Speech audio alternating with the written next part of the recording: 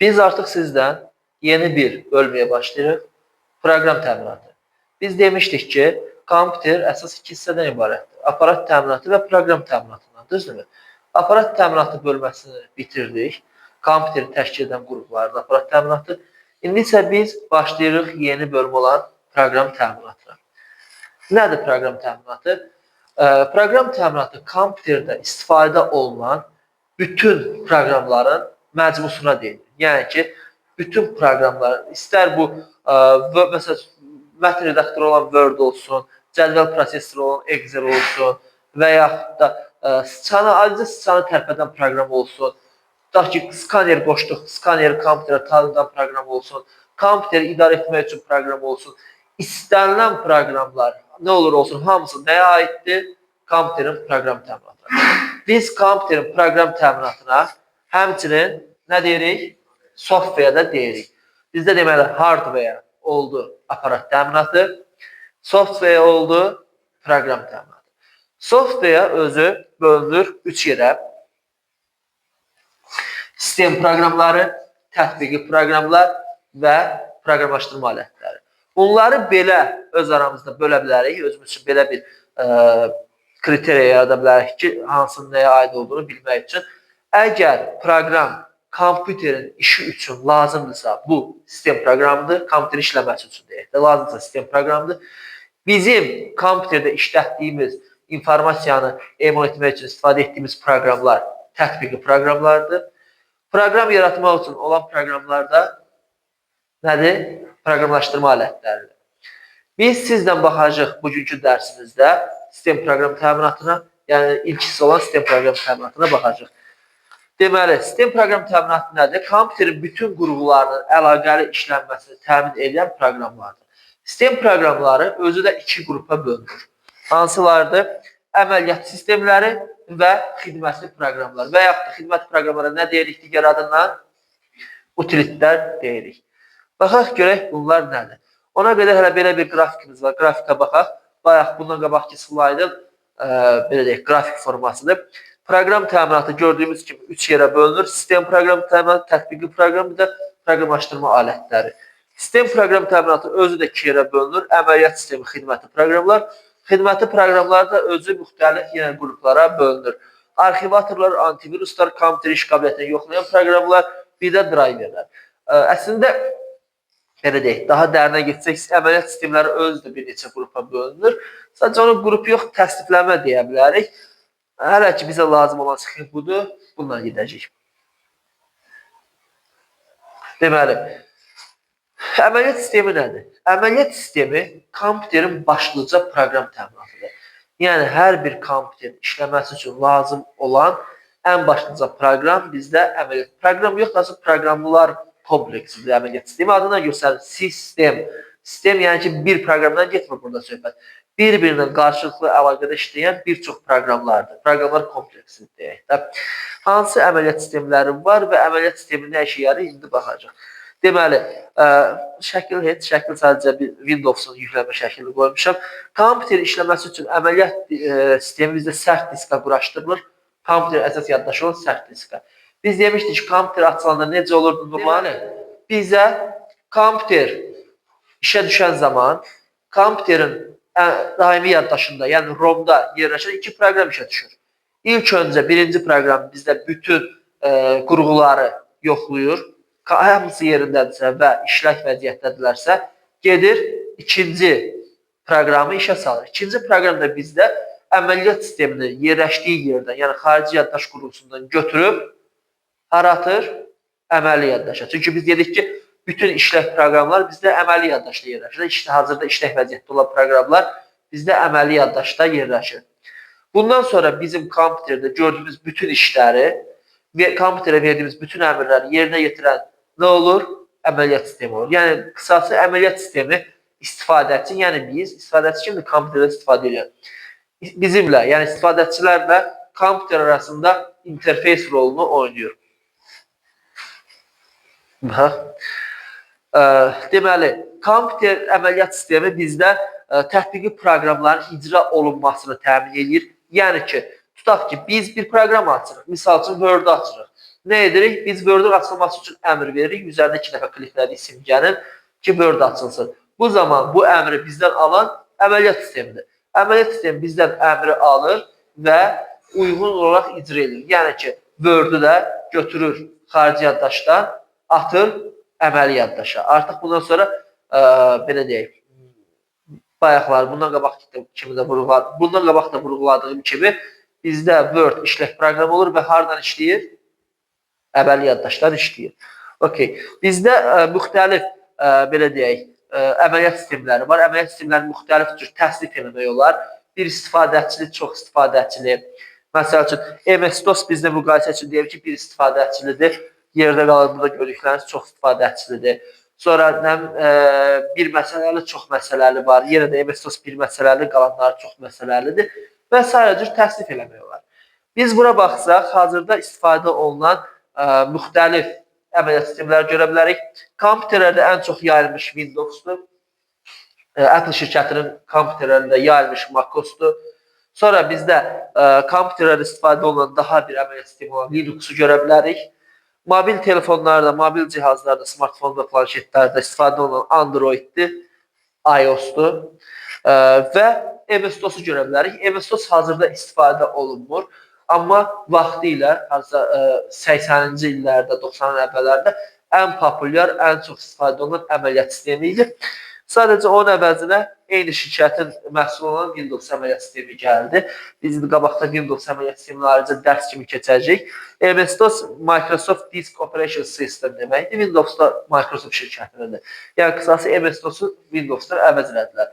Səbəb odur ki, bizdə MS-DOS əmr interfeysi idi. Bayaq dedik ki, əməliyyat sistemlərinin təsnifində bir məsələli dedik, bir də bir istifadəçini dedik. Bundan əlavə də MS-DOS bizdə əmr interfeysi idi. Yəni, hər hansı bir işi görmək üçün sən ora əmr yazmalıydın. Amma yerdə qalan gördükləriniz bizdə hamısı qrafik interfeysidir.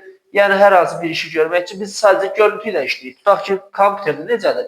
Hansısa bir şəkil, tutaq ki, şəkil var, şəkil açmaq istəyirik, klikləyirik üstünə. Video var, açmaq istəyirik, üstə klikləyirik. Proqram var, açmaq istəyirik, üstə klikləyirik. Yəni ki, ancaq görüntü ilə işləyirik. Aydındır? Okay. Baxaq. Bizdə daha sonra gəlir xidməti proqramlar, utilitlər. Utilitlər kompüterin funksiyalarını genişləndirmək üçün istifadə olunur. İlk olaraq biz baxacaq nəyə? Arxivatorlara. Arxivatorlar nə üçündür? Arxivatorlar kompüterdə olan informasiyanı sıxmaq üçündür. Arxivləşdirir, sıxıb arxivləşdirir. Deyirsiniz, nəyimizə lazımdır sıxmaq? Bir çox yerlərdə istifadə olur. Misal üçün, sən faili göndərmək istəyirsən, failin həcmi çoxdur, bizə də tez göndərmək lazımdırsa, biz onu arxivləşdiririk, sıxırıq, həcmi azalır, daha tez göndəririk. Və yaxud da kompüterin yaddaşında, tutaq ki, flash yaddaşında və s. yer azdır, yəni ki, istəyirik ki, failimiz daha az yer tutsun, bu zaman onu sıxa bilərik. Və yaxud da bir neçə fail var, tutaq ki, sən 30 dənə şəkil var, kiməsə göndəriləsi və əlavədə bir 10 dənə də mətn sənədi var. Bunları necə göndərik hamısını bir dəfəyə? Hamısını bir yerdə sıxırıq, arxivləşdiririk və göndəririk. Arxivləşdirmək üçün bizdə müxtəlif proqramlardan istifadə olunur, çoxdur. Ən populyarları bizdə nədir? WinRAR-dır, WinZip-dir, 7-Zip-dir. Həmçinin biz failləri arxivləşdirən zaman faillər virus hücumundan da müdafiə olunmuş olur. Yəni, viruslar arxivləşmiş faillərə yoluxa bilmirlər. Mənim özüm, məsəl üçün, istifadə edilən WinRAR-dan. Daha sonra bizdə gəlir xidməti proqramlardan, yəni utilitlərdən bizdə gəlir antivirus proqramları. Biz sizlə antiviruslar haqqında danışmışıq. Antiviruslar nə üçün idi? Viruslardan müdafiə üçün idi. Yəni ki, virus özü də proqramdır. Virus kompüterə zərər verən zərərverici proqramlardır. Və kompüterə yoluxması arzu olunmaz haldır. Misal üçün, kompüterdəki faillərimizi oğurlaya bilirlər, kompüteri sıradan çıxarda bilirlər, faillər silə bilirlər və s. Qısası arzu olunmaz haldır. Bununla da mübarizə aparmaq üçün nədən istifadə edirdik? Antivirus proqramlardan. Antiviruslar virusları tapır, zərərsizləşdirir və belə deyək, viruslardan bizi qorumuş olur. Yadınızdadır, zərərsizləşdirmə tipinə görə, yəni viruslarla mübarizə xüsusiyyətinə görə müxtəlif qruplara bölünürdü. Süzgəçlər var idi, müfəttişlər var idi, həkimlər var idi, detektorlar var idi, düzdürmü? Vaksinatorlar var idi. Hamısı bunları biz keçmişik. İndi sadəcə vurğuladım bunu. Müxtəlif antiviruslar var. Proqramların adını, həmişə qeyd olunan proqramların adını yadda saxlamaq lazımdır. Çünki bilmək olmaz. Sırf antiviruslara aid proqramlar sırasında yox, başqa yerdə də görə bilərsiniz. Siz əgər proqramın adını əzbər bilirsinizsə, tanıyırsınızsa ki, tutaq ki, Panda bizdə nədir? Antivirusdur. Orada lazım olan variantı seçməyə köməklik eləyəcək. Hansı antivirusları tanıyırıq? Çoxdur yəni antiviruslar. Əsas məşhur olanlar Kaspersky'dir, Eset'dir, Panda, Avira, Avast, Doctorweb, McAfee, Norton antivirus və s. Aydındır? Bura qədər sual var. Daha sonra gəlir kompüterin qurğularının iş qabiliyyətini yoxlayan proqramlar. Bayaqları haqqında danışdığımız iki proqram var idi ki, kompüterin qurğularını yoxlayırlar, bir də əməliyyat sistemini işə salırlar. Bunların təməlinə bizə nə aiddir? BIOS. Hani adı olmalıydı burada? BIOS. Basic Input Output System.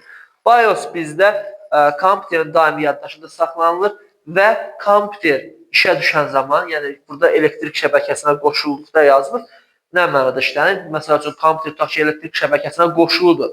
Amma biz kompüteri söndürmüşüksə, artıq proqram deaktivdir. Yəni ki, şərt o deyil ki, biz elektrik şəbəkəsinə qoşulu saxlayırıq. Yəni ki, kompüter elektrik enerjisi kompüterə verildikdə, qısası biz kompüterin power düyməsini sıxdıqda, güc düyməsini sıxdıqda, BIOS bizdə işə düşür və bundan sonra kompüterin belə deyək, qurğular arasında informasiya mübadiləsinə nəzarət eləyir, kompüterin qurğularının işinə nəzarət eləyir və əməliyyat sisteminin yüklənməsində təmin eləyir.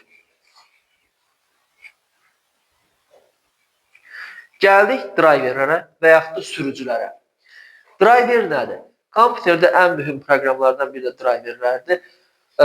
Driverlər bizdə deməli qurğuları əməliyyat sisteminə tanınan proqramlardır. Misal üçün, biz yeni bir printer almışıq. Printeri biz kompüterə qoşduq. Kompüter hardan bilsin ki, qoşulan qurğu nədir? Düzdürmü? Həmin qoşulan qurğunu kompüterə tanıdan nədir? Sürücü və yaxud da driverlərdir. İstənilən proqram, bəzi qurğuların belə deyək, kompüterə qoşulması zamanı avtomatik yüklənir. Məsələn, sıçandır, klaviaturadır. Bu kimi kiçik qurğuların qoşulması zamanı avtomatik yüklənir. Amma bəzi qurğularda, bayaqlar dediyim ki, printer biz nə varırıq? Kompüterə driveri özümüz yazırıq. Yəni, hər bir printerin belə deyək, özünə aid driveri olur. Yəni, bir driver bütün printerlərə getmir. Printerlər ayrı-ayrı qurğular olduğu üçün hərəsində özünə uyğun nəyi var? Driver var. Yəni, sıçanlar da ayrı-ayrı. Məsələn, iki ayrı marka sıçanın, iki ayrı model belə sıçanın driveri eyni deyil. Və yaxud da iki ayrı model eyni marka olsalar da belə, iki ayrı model printerin driveri eyni deyil. Aydındır? Hər qurğun özünə məxsus driveri olur. Bura qədər sual var. O zaman mənim suallarım var. Gəlin baxaq. Deməli, birinci sual budur. Proqramın yüklənməsi. Proqram necə olur? Harada yerləşir, hara yüklənir? Demişdik bunu. Proqram, bəli, bizdə yerləşir xarici yaddaşda və biz onu işə salan zaman o hara yüklənir? Operativ yaddaşa, yəni əməli yaddaşa yüklənir. C variantı. Daha sonra, Linux proqram təminatının hansı növünə aid idi? Sistem proqramları, əməliyyat sistemləri demişdik də, bayaqlar düzdür. Əməliyyat sistemlərinə aiddir. Pingvindi var idi, burada şəkili. Əməliyyat sistemlərinə aiddir. Əməliyyat sistemləri də bizdə sistem proqram təminatına aid edilir. Sistem proqramlarının əsasını nə təşkil edir? Əməliyyat sistemləri. Kompüterin işini idarə edən proqramlara nə deyirdik? Əməliyyat sistemləri. Kompüterin, belə deyək, bütün işinə nəzarət edirdi. Arxivator proqramların məqsədi nədir? informasiyanı çıxaraq ölçüsünü sildirdik. Burada digər variantlar da var. Məsələn, dislike ziyanverici proqramları silmək bu nəyin işidir? Antivirusların işidir. Tapırdı, zərərsizləşdirirdi. Uyğunluğu müəyyən eləyək.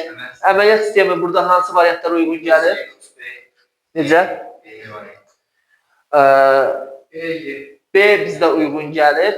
Bir də Android MS-DOS uyğun gəlir. 1-ə B yeri seçirik. 2-də ad qutardı. Burada C-də bizdə MS-DOS, BIOS ayrı-ayrıdır. BIOS bizdə xidməti proqramdır. MS-DOS bizdə əməliyyat sistemidir. D-də də Kaspersky Antivirus bizdə xidməti proqramdır. MacOS bizdə əməliyyat sistemidir. Sual var. Nəyi başa düşmədiniz?